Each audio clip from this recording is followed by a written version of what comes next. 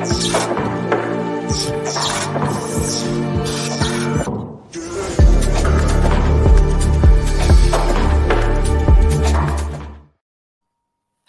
and welcome back to Up the Villa podcast. If you're new around here, subscribe, drop this video a like and get involved in the comment section down below. We are on the road to 10,000 subscribers, Villa fans. Get us over the line as quick as possible. Like I mentioned on the live stream, as soon as we hit 10k, the channel's going up gears. We're going in a different direction. There's going to be more content. There's going to be brand new concepts coming. I'm really excited, but I just want to hit that number first. So if you can get us there, I'll be absolutely buzzing. So I have had my head engrossed in Unai Emery, articles, masterclasses, you name it. I have been reading and watching everything to do about Unai Emery because I am intrigued to see the way in which he's going to set up this Aston Villa side. So why are you all here? I'm hopefully going to give you a little bit of knowledge, a little bit of understanding of some of the key characteristics in which we can look forward to in an Unai Emery side and the formations and personnel for Villa who potentially are going to flourish. So we're going to have a look at the formation which he potentially is going to play and the Villa players that are going to be in that side. So I'd love to hear your thoughts. I'd love you to get involved. I'd love you to share the teams that you think Emery's going to pick and the formation and everything like that. So let's just keep the positivity going and let's just be buzzing for Emery ball because I am so excited about this appointment. I think it's absolutely elite and I am absolutely loving it. So what do we know? What shall we expect? Unai Emery's preferred formation has been in the past a 4-2-3-1. He has played a 4-3-3, but this new formation, which is played at Villarreal, the 4-4-2, which is a different type of 4-4-2 formation to what generically you think with just two banks of four and a two up top. It's nothing like that. So we're going to have a look at that. We're going to see if it's going to transition into the Aston Villa side. And we're also going to have a look at the key characteristics of what an Emery side looks like. But the biggest thing he will go with 110% is a double pivot. Now, we played with a double pivot against Brentford. And to be fair, if you want to have a look at what a double pivot should look like, it was what happened on Sunday because it worked brilliantly against Brentford. It's you basically have a little bit of a holder, a little bit of an enforcer who will go and try and win the ball. Your next midfielder will complement that player as well. And the two will work in unison to retrieve the ball and lay the ball off. The one will sort of sit in front of a back four and offer protection. And the other will have a little bit more freedom, a little bit of a license, but also has to curtail that and be a little bit more defensive. So what is a double pivot? A double pivot is a withdrawn central midfield or defensive midfield pairing. They are positioned in front of central defenders, inside the fullbacks or wingbacks, and behind the attacking midfielders. The duo is most commonly used in a 4-2-3-1 formation, operating behind a single number 10. Okay, so what are the in-possession responsibilities of a double pivot? The players in a double pivot must possess awareness and understanding of space and pressure, especially in central areas. Each needs to be constantly aware of the position of the midfield partner. They must never offer on the same lines or occupy the same spaces. Both players must be comfortable in possession with good passing range and ability to switch play. They should also be able to combine with short passes and understand when under pressure and break the lines into teammates further forward. Comfortable dropping into defence during the build-up phase. They should be able to turn and play off their feet, play off with both feet. They should be able to hide the ball from opponents and wriggle away from counter pressures. And what are the out-of-possession responsibilities for a double pivot? One of the main responsibilities for the double pivot is winning the ball. They need to be ready to compete both in the air and on the ground for the first and second balls. The double pivot must offer protection for centre backs, so that they need to communicate well and be disciplined and organised enough to help maintain a defensive block. Knowing when to leave their slot and press or move out to cover the wide areas is also key. So that is basically, essentially, what a double pivot should do and what a double pivot looks like. So generally, a double pivot will look similar, something around those sort of lines. So you've got your holding midfielder around here, and then the other one is pivoting around that midfielder that will sit through there. So that's essentially what it's going to look like. I've seen a couple of you in the comment section asking whether we're going to be a possession-based football team and what we're going to be.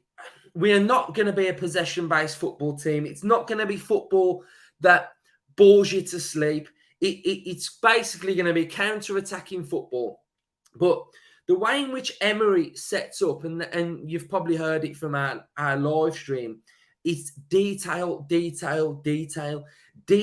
of the opposition. It's not the same team is going to go out week in, week out, doing the same thing every single game. That is not an Unai Emery side. An Unai Emery side is detailed, in which for that team that we're coming up against, there's a game plan. The system is tweaked. The players' individual roles, the tactics to counteract the opposition team's strengths will be looked at. And that is what we will do game on game. It's not like the same team goes out week in, week out. We play to our strengths. We get the win. Those days are done. There will be a plan. There will be tactics to counteract the opposition side's attacking, defending, everything to the minute detail will be looked at. And that, for me, is an elite coach. A game plan for every single game. So I just thought I'd highlight that as well, that we've got to look forward to game on game. During a game, if it's not quite working, Unai Emery will tweak, will change. We don't sit on our hands. We don't wait. We don't wait for half time. We don't wait for another goal to go in. We are proactive enough to change something in game, whether it's a little tactical tweak or a personnel change. Unai Emery will do that. So to me, it's a breath of fresh air, Villa fans. So what I'm going to look at, Unai Emery at Villarreal played a unique 4-4-2 formation. So Unai Emery played this 4-4-2 formation, and defending and attacking wise, it was really, really good, to be fair. So let me just set up on the way in which we expect the 4-4-2 formation to look like. And then what we'll do is we'll have a look at the personnel for Aston Villa on where we feel like it's what it's going to look like, Villa fans, really. Okay. So generically, the 4-4-2 formation would look something similar to this formation here on screen. Now, I'm a hairdresser, and I've done many asymmetric haircuts, but I've never seen Villa play with a slight asymmetric formation. So this is what the formation is pretty much going to look like. Interestingly, what I found when I was reading about the Manchester United Villarreal game in the Champions League is the way in which he defended was with a worst case scenario defending to be being exposed. So that basically means that when they were defending, they would always try and defend to the worst case scenario. And when I was reading about that, I just found that was just really, really interesting. So how do they defend to start with? So predominantly, he likes to defend with a high line.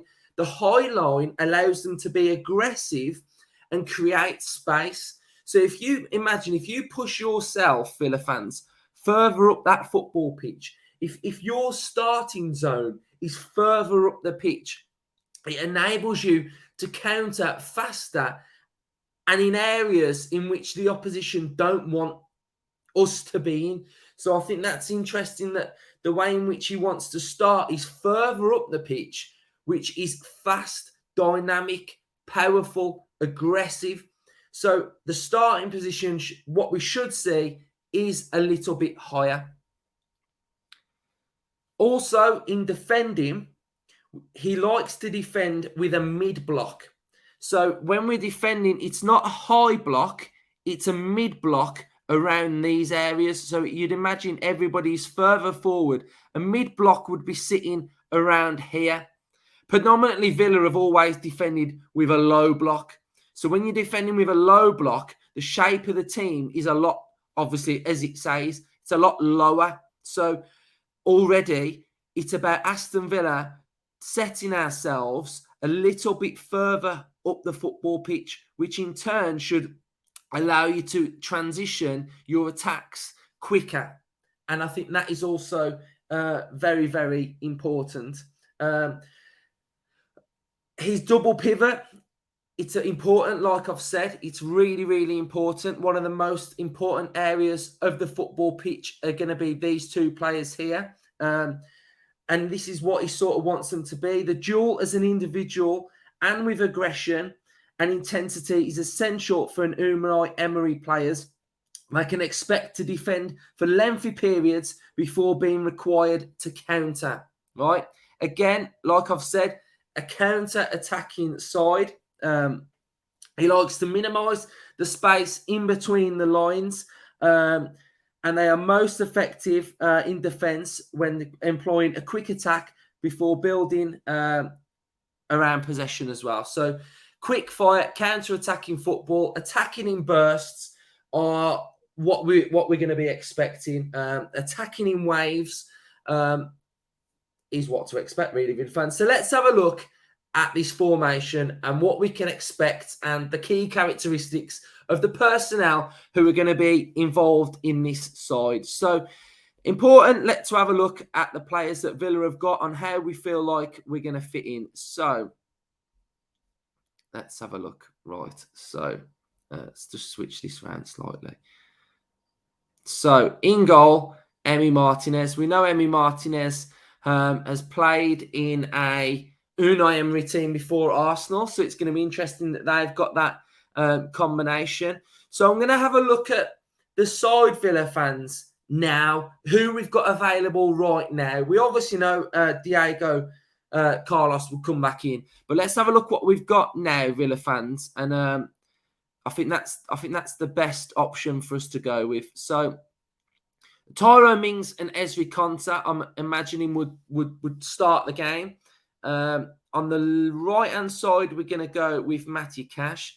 On the left-hand side, we're going to go with Ashley Young.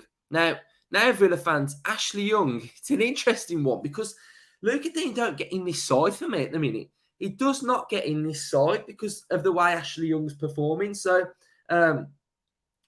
yeah, I'm saying Ashley Young. What he does allow is that the fullback on the right-hand side is the more predominant attacking fullback. Now, what we've seen for Villa this season is that the attacking fullbacks on the left-hand side have been our most attacking fullback. That's going to change. The right-hand side fullback, Matty Cash, will be the most attacking fullback for Aston Villa. He will be the one that's going to be getting forward. And I'll show you why in a few minutes. The double pivot, as we know, is also going to be one of the most important positions. And Unai Emery is going to absolutely love Boubacar Kamara. We know that Boubacar Kamara is back for Aston Villa. Boubacar Kamara is back on the grass training for Aston Villa as well. This double pivot of Boubacar Kamara and Dougie Luiz is going to be sensational. It is going to be immense. We're going to see the best version of Dougie Luiz we've ever seen. We're going to see the best version of Boubacar Kamara, and he's going to love playing in this system. So what do we know? Boubacar Kamara's got to be aggressive. He's got to win the ball back. He's got to be explosive. We also know that Dougie Luiz is going to complement this and he's going to move around this area, offering support for the forwards line to help stack out the defense as well. So these two are going to be so important positional wise in this system, and also looking a little bit like this as well. So that is also going to be very, very important. As we move up the football pitch, this position here, the out and out winger, right? The right midfielder in the 4-4-2 system is an out and out winger. They have to be able to carry the ball, but also be very, very direct in the way that they're playing. They also have to offer support for the two forwards. And at times, they also have to support the forward line and act as a striker when one of the strikers dips back into midfield. So let's go with, where are we? Right, 2 seconds. This needs to be Leon Bailey, basically. So this is Leon Bailey. I'm not sure why it's not allowing me to pick Leon Bailey. I'll go with this one. Right. Leon Bailey would be the out-and-out winger for me. He's the one that's going to occupy the touchline. He's the one that's going to offer support and become a striker when the striker dips into midfield. Okay? So this position is really, really crucial, basically, Villa fans. On the opposite side, the left-hand side midfielder occupies inside forward, but also he acts as a half winger. So he's less exposed, and he's also a little bit more defensive, Villa fans. So we're going to go with, in this position, Emi Buendia. Or you're going to go with Ollie Watkins. Okay? Now, I'm not going to go with... The problem I've got going with this in the Villa side is that I'm not sure what he's going to do. And this is where I'd probably say who would go on the left-hand side. We know that they need to act as a half number 10, half inside forward. To me, that suits Emi Buendia's game, but we also need to think of who's going to be starting in these areas, Villa fans. So I'm going to stick Watkins there for now. We also now know that Unai Emery loves to play with two strikers, which then in turn makes me want to put Ollie Watkins behind the striker. But I'll leave that for you, Villa fans. The out-and-out striker is, for me, is going to be the out-and-out striker is going to be Danny Ings. And then this position here is also going to be important to see who is going to be the sort of number 10. So the two strikers, in essence, can sometimes split to the wing slightly, which means the two forwards, the two inside players, acts a little bit like that as well. So the forward line interchanges quite a lot as well. The two strikers aren't necessarily your two strikers that you sort of would think in a normal 4-4-2 system. In the normal 4-4-2 system, those two strikers do not move. But in this one, you've got an interchange with the two outside players as well. So basically what I'm trying to explain is that the two outside wingers, Bailey can offer as a striker as well. The inside midfielder can go into this position as well. The two strikers can sometimes occupy out wide. So everything can move, and it can sort of at times look like a 4-2-4. So this is also important that I've never seen from a Villa side as well. A 4-2-4 formation. So when attacking, sometimes it can look a little bit like this. Obviously, you'd probably want it to look a little bit more like that, a little bit more defensive structure as well. But I think this area is important, Villa fans, and I'm just not sure on these two players on which one looks like which. In essence, it could look a little bit like that. But it could also look a little bit like that as well, where you'd want the number 10 to sort of dip in, and then you could allow it to look like that at times as well. So this is where I think we've got to play it by ear and have a little look, really. Another thing that I was touching on about being aggressive on the right-hand side is Matty Cash's role.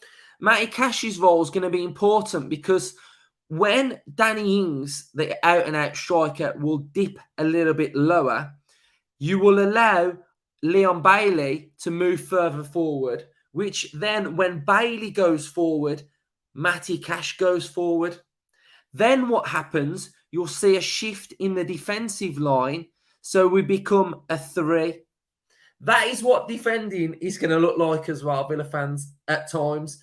If it doesn't shift to that 3 to allow cover there, what you're going to see is Boubacar Kamara. He will then just dip lower and it will look a little bit more like that. So defensively, that's what the shape of the team can potentially look like. When Leon Bailey has to go forward into the striker role, Matty Cash goes forward to support, and then everything else just shifts around a little bit, Villa fans. Right, hopefully I've explained that as well as I could. As you know, Villa fans, I'm no tactical genius. I'm no tactician. But I thought I'd just try and show you what a Unai Emery 4-4-2 system can look like. Hopefully you've took bits out of what I've said and used it as knowledge. Hopefully you've used certain points and I've explained it the best I possibly can. I hope you've all got something good out of it. So just to recap, 4-2-3-1, he's played that in the past. 4-3-3, he's played that in the past. Mainly with PSG, who I would say has been the biggest side he's managed, the easiest side because of the way the French league is. This 4-4-2 formation, currently with Villarreal. So it's important to say that they've finished 7th the last 2 seasons, won the Europa League, semi-final of won the Europa League, semi-final of the Champions League. To transition what he's been doing at Villarreal to the Villa side, I think is probably going to be quite important. In essence, it's a 4-4-2 formation, but looks nothing like a 4-4-2 formation. It's very intricate. It's very in-depth. The double pivot is really important. The way in which the 2 forwards can drop into midfield, which allow Leon Bailey to go forward. The player on the left-hand side acts as an inside forward, not an out-and-out left midfielder. He also supports as a number 10. It's important that we are going to be attacking predominantly on the right-hand side. Matty Cash is going to be the furthest forward wing-back. The shape of the side transitions asymmetrically when Matty Cash and Bailey would be going forward. The defense will move around a little bit and transition to cover for Matty Cash when he does go forward. The double pivot is very, very important. The mid block instead of a low block for Aston Villa is going to be one to keep an eye on. The high defensive line as well, which enables you to push forward, to attack in waves, to build on a counter-attack is also going to be important. To move the football pitch as quickly as possible. Minimise space in between the defensive lines is also going to be important. So that is an Unai Emery Villarreal side transitioned into an Unai Emery Aston Villa side. So Villa fans, it is predominantly going to look a little bit like, hold on, let me just get this all sorted. Before we go, it's predominantly going to look a little bit like